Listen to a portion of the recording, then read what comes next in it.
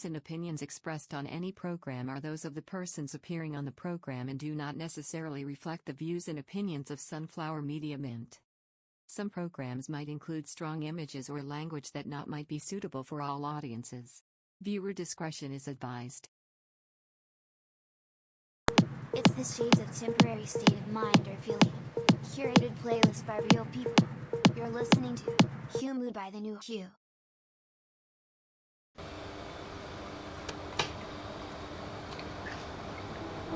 Back to the pod on a Friday night. It's the 9th of October. Welcome to Huemood by the New You. My name is H together with my co-host Vino R.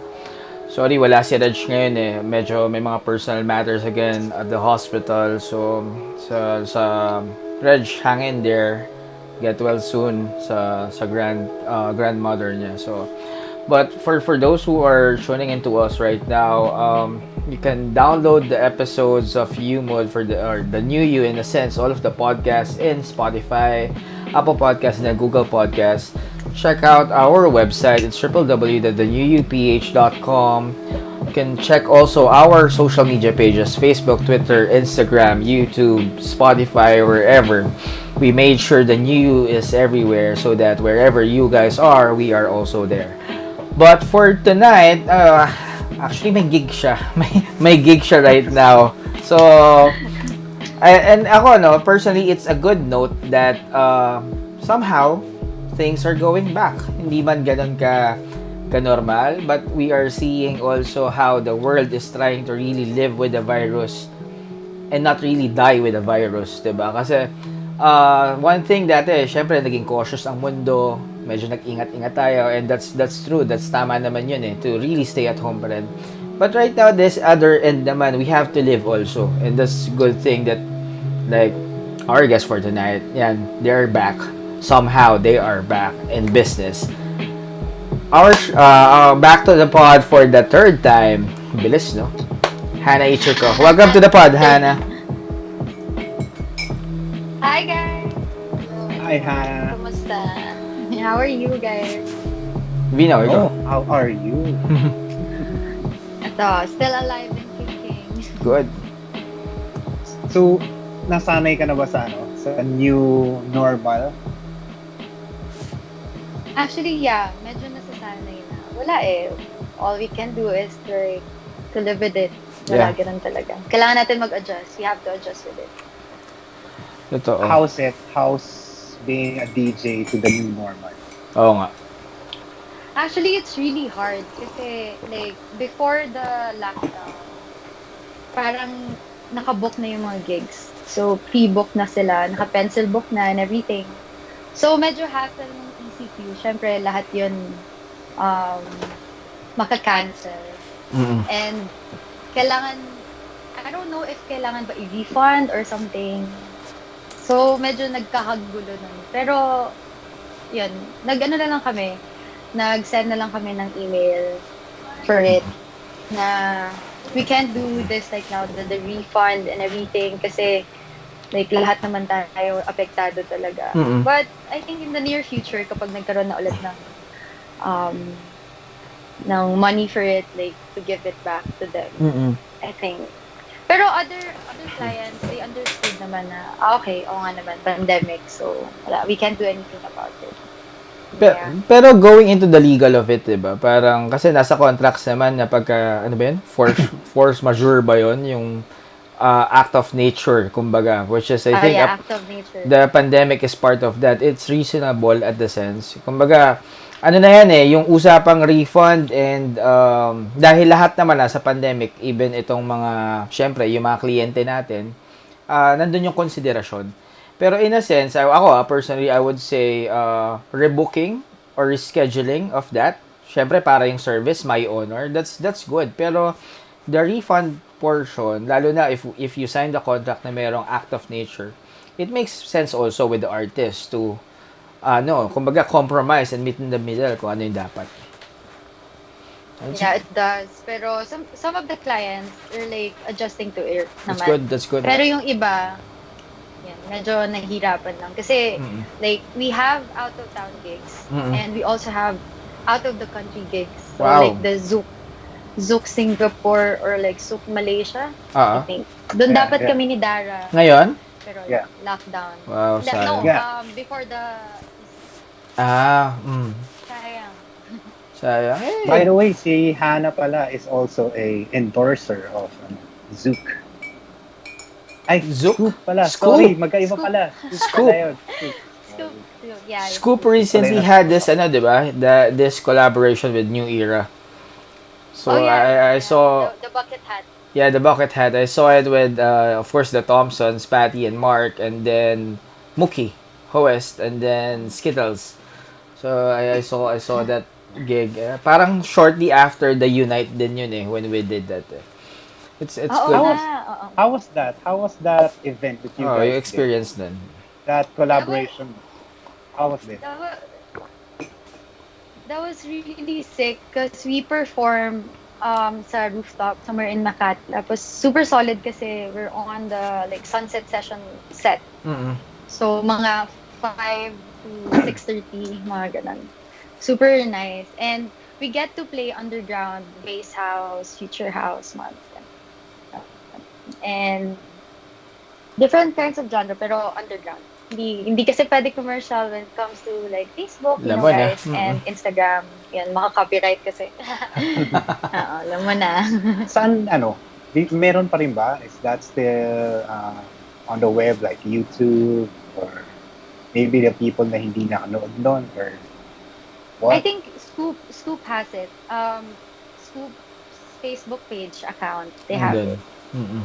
Or set, us three. Sila Patty and also si Mookie. Si Mookie. Sa bagay, underground naman eh. So, medyo maitatawid natin yan. I mean, with... Maitatawid. Oo. Yun naman yung term natin since day one, di ba? We were trying to meet ends ever since eh, with the music industry and all. And also, of course, yung live industry, yung live events natin. It's good that it's going back kahit papaano. But going into some other, like right now, I think Hannah is out of town right now. So, it's good pa rin how we can really go into this type of engagements and habang nasa kalat-kalat. I mean, before masyado tayong dependent na, no, you should be here, you should be in the studio, ganito, ganyan, ganyan. But right now, it's good that, well, we are really embracing that culture of really being together kahit na physically magkakalayo. But for tonight, like we mentioned, the reason why we have Huemood as well is for Huemood naman, for those who are just seeing this, kumbaga. Huemood, we started this last May, I think. We had season 1, wherein we asked the real people to create their own playlist within Spotify and then launch it every Friday at 8 p.m. On Facebook. So for tonight, we will be launching Hannah's playlist, Elysian. Here to share what's this all about, Hannah. So, Elysians mean characteristic of like in paradise or heaven. So, when I created this playlist, I was thinking about, oh, what would make me feel happy Okay. during this kind of like pandemic and parang feel siya. Mm-mm. When then you're like in a state of heaven, yun yung feeling ko. That's what I feel nung ginawa ko yung playlist. And this is my go-to songs when it comes to like posting sa Instagram story. Kasi hindi siya masyadong sikat. And yung ibang songs sa playlist ko, it's like remake or Yeah, something. or I Old saw it. songs. Cover, Yeah. tama ba? Parang ganun. Pero, Ganun. pero I saw one, actually a remake. Kasi kanina, before, I was in a previous live doon sa morning job ko naman. Okay, then after that session, I played the playlist on random talaga. So, parang bigla ako nagulat ako, biglang tumunog si Nelly eh. Sabi ko, uy, may dilemma. Sabi ko, there's dilemma May here. dilemma. May dilemma, pero it's a remake. So, sabi ko, okay. Parang, nung una pinapakinggan ko lang, sabi ko, is this the old school dilemma talaga na with Nelly and Kelly Rowland? Nung umpisa, yeah. Tapos biglang, in the middle, oops, there's something new there. Sa akin, no, personally, this is something good with the playlist eh. Ako, kasi si Vino, magkaiba kami ng style niyan eh. Usually, binibigay ko kay Vino and Reg yung playlist, tapos pinapakinggan na lang ng todo talaga. Tapos, ako naman, parang, okay, I'll just play it at random. Tapos, talagang hindi ko tinitignan yung songs. Talagang pinapakinggan ko lang, tapos biglang random siya. Ayan, tapos biglang, uy, surprise me. And that's good. When I heard that, yung mga unang songs, I really don't know the songs pa nung yung mga title. Pero it's just running, tapos biglang sumingit itong, oops, oy, old school, medyo old school, tapos may touch of new. And it's really, really good. Pero alam mo, the playlist actually reminded me of ano, Dara's playlist. Ha, Talagang bro? kambal talaga kayo dalawa. Nakakambal.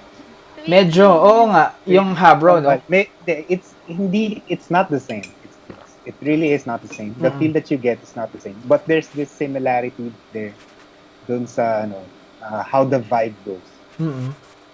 Meron similarities dun sa playlist ni Dara. Kambal nga. Ah, Sila duo. that's the reason they are duo with Skittles. Yun naman ang purpose nila. But also with this playlist, Hannah, what's your top song here? I mean, syempre, we have about, I think this is 20 songs. Pero right now, I'm asking you, what's your top song here? I think the Suited and yung True. Suited. That's one of my favorite song. And also yung kay I think my second to the last song is like OPM, like Support Local. That's like with Claudia Barreto, Claudia. I think.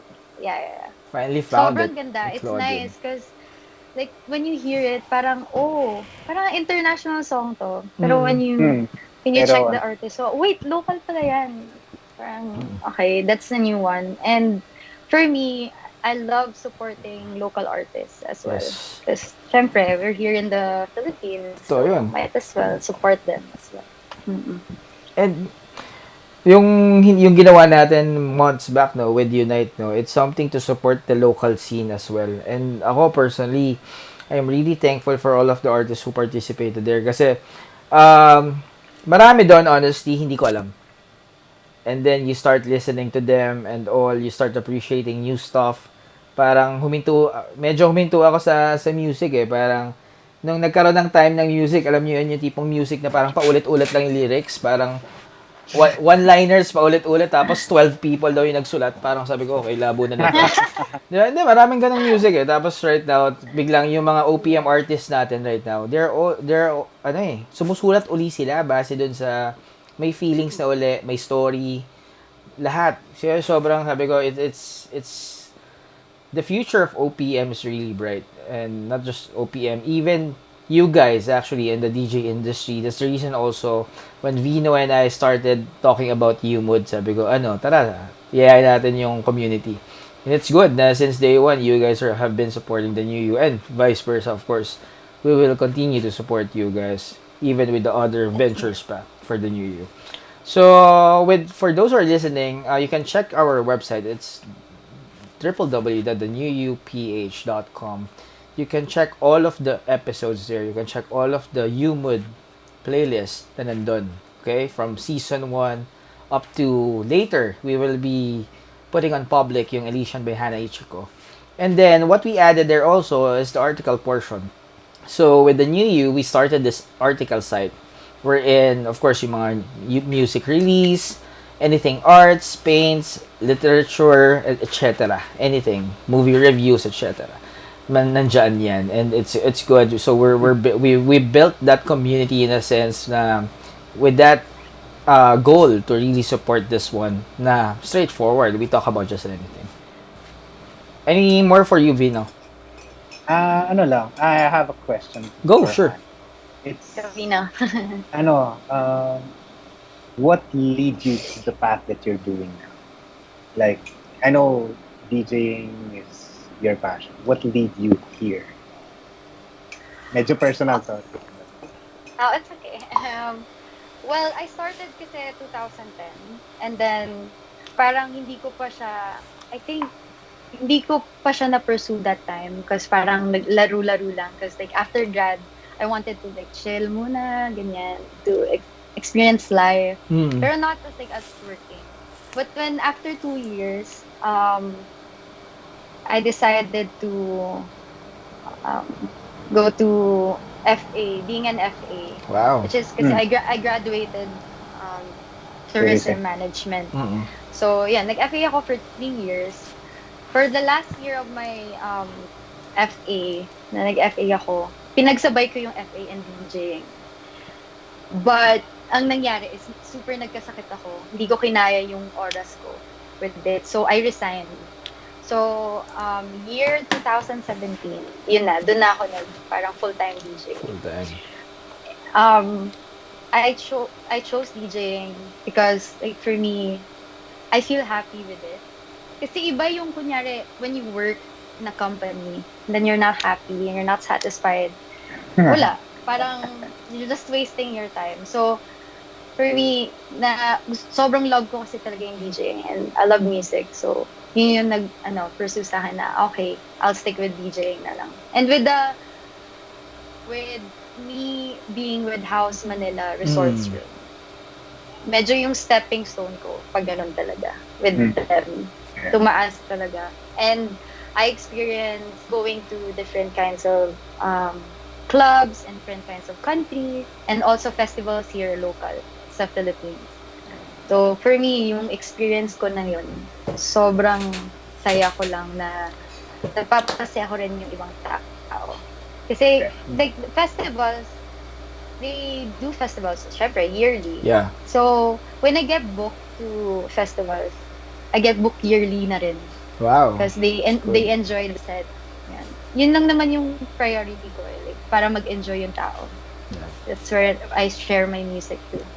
Diba? Why not get paid with the things that you love doing? Exactly. Yeah, that's true. Pag ganun ang ginawa mo, hindi ka nagtatrabaho actually. So hindi mo yun kapapaguran. I have only a fun fact there, no. I mean, personally, I haven't met Hannah. As in talagang person meet ganyan. Pero kanina you mentioned about House Manila and there's this fun pag nakita mo yan. There's this fun fact kasi nung nagkakilala kami ni Vino also, it's in house, it's our partner's night someone. And then Hannah is the one playing the music for House Manila. Yeah. On that day. Really? Yeah, so it was that day. Company party nila. It's a company party, a partner's night for Westcon. Okay, for Westcon Philippines. And then Vino was there. This was last year. Kilala ko yun. Oo. Kilala ko yun. This was last year. Parang si Vino naman I met kasi visitor din namin siya noon that I guest namin. So invited, nagkakilala kami. And then Hannah is the one playing there pala. Kasi I saw it nung I was reviewing the pictures also nung event kasi I was compiling it for marketing stuff. And then sabi ko, oops, si Hannah yun ah. Okay. And then right now, we've been doing 3 episodes of the podcast for the new you already. So, it's really a small world. And this pandemic actually created that network as well. And that's really, really good moving forward. With dun sa tatanong ni Vino, no? I mean with you doing of course yung pagdi-DJ mo and being it's really your passion to it. How do you see it moving forward right now? Kasi are the bars back? Kumbaga yung mga clubs natin. I think the pub, yung mga pub. Medyo 9 p.m. They have okay. yeah, 9 p.m. Okay, so hanggang 9 lang. So there are slowly kumbaga nagre-recover Slowly na coming lang. back. Slowly. Oo. Gradually. Konti-konti. Wag nating Huwag ka lang lalagpas sa curfew. Oo. Ayaw prima mag-shot. Oo nga, yun pala yun. Yun nga pala yung naging huli nun, no? Pero it's good, no? I think with that na ganun pala yung nangyayari. Kasi hindi ko medyo na-lost track na ako ano nangyayari sa labas. It's good that you guys are coming back. But still, meron pa rin bang mga private Zoom parties kahit pa paano? Kasi I'm asking because there are a lot of Christmas parties around the corner. Okay, so paano ang arrangement dito? Well, there's a lot of inquiries with me also and for like Skittles as me and Dara. Yeah. We have inquiries as early as now for like Christmas party on December. And Wow. also weddings next year. But for now, the requirements are very strict because like for this out of town gig, which is a private party, we have to do the requirements yung mga medical certificate, travel pass, and also your recent swab test. Minimum of like 5 days yata. So it's really strict and there's a lot of checkpoints going here sa mga out of town. I So, have masyado talaga silang strict. I have to ask this. Sino gumagastos ng swab test? Me. I The paid for my the artist. the So artist, yeah. so in that sense, ako I want to be fair with everyone. That should be part of the package. Kasi in a sense may hazard pay dapat dyan eh. I mean, and all of the miscellaneous na kasama na ba yon sa mga nasa charge right now? For me kasi, this is my first time for Okay. the swab test, which is yesterday. So, sabi ko, para din sa ikakagaan ng, Oo. kahaan ng loob ko. And Oo. for like my own peace of Yeah. mind, sige, ako na magpapa-swab test. Pero I think, yung mga upcoming gigs namin, I think they're gonna shoulder it. For That's now good, that's kasi, good. this is like private party. Mm-mm. But friend ko siya. So, Okay. mm-mm. The reason I asked, no, kasi nung, I think last Wednesday, I was talking to a couple na photographer and makeup artist. So, syempre, part of the live event industry natin yan. Ilang beses sila na sobrang swab test lagi. So, sabi ko nga sa kanila parang, di ba, unang-una, masakit yun. Masakit Oo yun. nga, masakit. Na TBI na. Ano yun? Nakita mo gano'ng kahaba yun. Oo, di ba? Yeah. Masakit yun, di ba? Oo. Di ba? So, reach yung point. yun lang. Kumbaga, I'm seeing a lot of kasi, I mean, you know how we do things with the new year, di ba? We want to talk as much as possible, really straightforward and not sugarcoat things. Kasi when we hear the news right now, syempre nakikita rin natin sa social media how the creative group or industry is being parang, lesser pay. Kasi ang dami rin naman willing to give it on a lesser TF or what, di ba? Always keep in mind that there are also clients that are willing to pay more. And That's true. and it's about really knowing your value. Okay? Hindi naman natin sinasabi dun sa mga providers din na, hindi, magtaas kayo ng presyo. No, it's not that. When you're also a client, you have to know for a fact the value that you are getting, why you are getting this artist. That's my take on that one. And also, consider them as humans. Okay? Tao po itong mga to, hindi po itong mga robots. So, nahahawaan sila ng COVID. So, the reason I ask, I mean, with the swab test and all, it's something that everyone should be considered about. Vin, ikaw, anything else to add? Layo tayo konti sa topic na swab test. I know everyone's been very Go. dyan eh. Sige. If you're not a DJ, based on the story that you had shared with all of us, anong ginagawa mo? I mean, what are the other things that you're interested in doing? For me, I wanted to be a pilot kasi talaga. Pilot. Pero feeling ko, pilot, oo. It's kind of expensive when you try to go to school na. So, I don't know, yeah. It's either like connected siya sa course ko with tourism management, or I think I'll be out of the country. Feeling ko magstay ako sa siguro US or Japan. I don't know. But kasi my mom right now our business is breeding ng cats. Right now? So, Wow. yan yung parang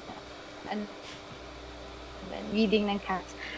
But yun, for me, I wanna pursue pilot sana, or like go back to being an FA, which is medyo nandun na ako sa age na I think until 28 lang yata for FA. for flight attendants. Oo.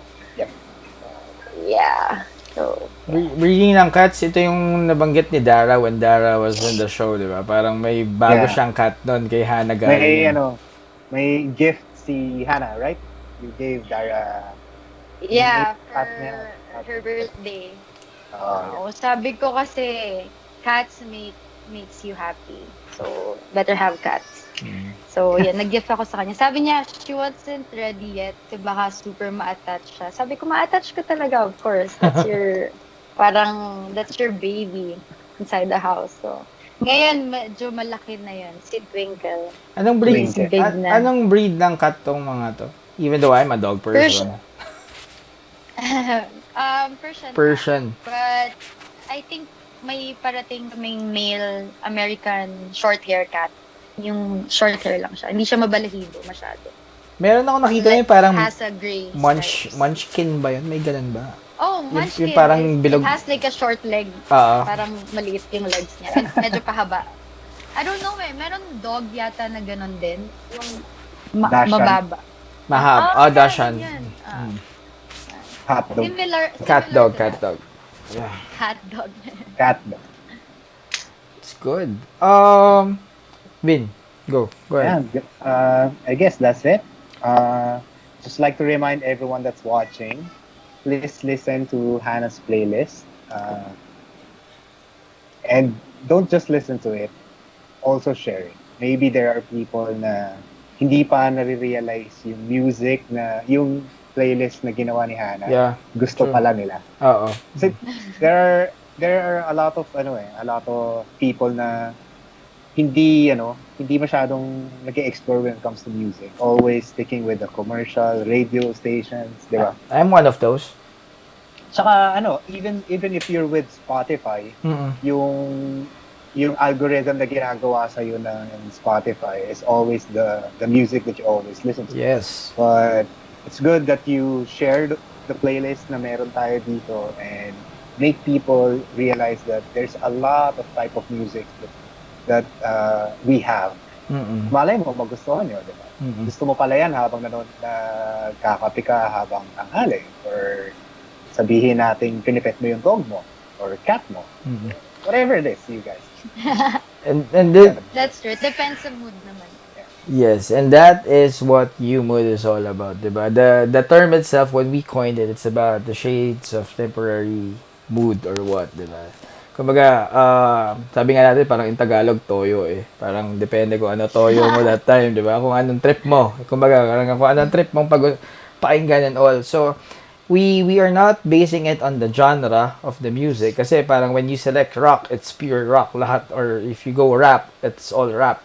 Pero, mayroon kasi mga music rin naman that when you mix it all together, you build that mood, diba? And that's what this is all about. And with this, it's really good to have this type of approach. Why? Because these playlists are made by real people. Okay, this is not AI based. This is really Hannah creating the playlist for you guys. So, parang sinabi nga natin, diba? What is this playlist all about? It's like listening to the songs that you have that person who created that one beside you. Kasi these are the songs that they will play at their homes. Hindi commercial. You've seen the DJs play on stage, on festivals and all. You've seen them, how they perform their act and all. Pero, what are they listening to pag andun sila sa bahay nila? These are the songs. Ito yung listahan na yun. And later, not later. Tomorrow morning, most likely, I'll be putting this playlist on loop when I go out. I think mukhang okay siyang mood para sa pang-bike din also. So, habang iikot, I'll keep it on loop. So, gawin natin yan. Anyway, Hannah, minsan napapagpalit ko, minsan sabi ko Dara eh. Pero yeah, Hannah, thank you so much. Thank you for joining us. Thank you for Thank you, guys. Thank you for creating the playlist. Yeah, for creating the playlist, for joining us this Friday as well. We know it's a Friday, pero yung mga maliliit na 30-minute talk natin na ganito, this is something that, of course, reach out na rin to friends that we meet online, to this community that we built with the new you. It's black and white, it's still straightforward, and still always your new you. Good night, everyone. Night, guys. Night.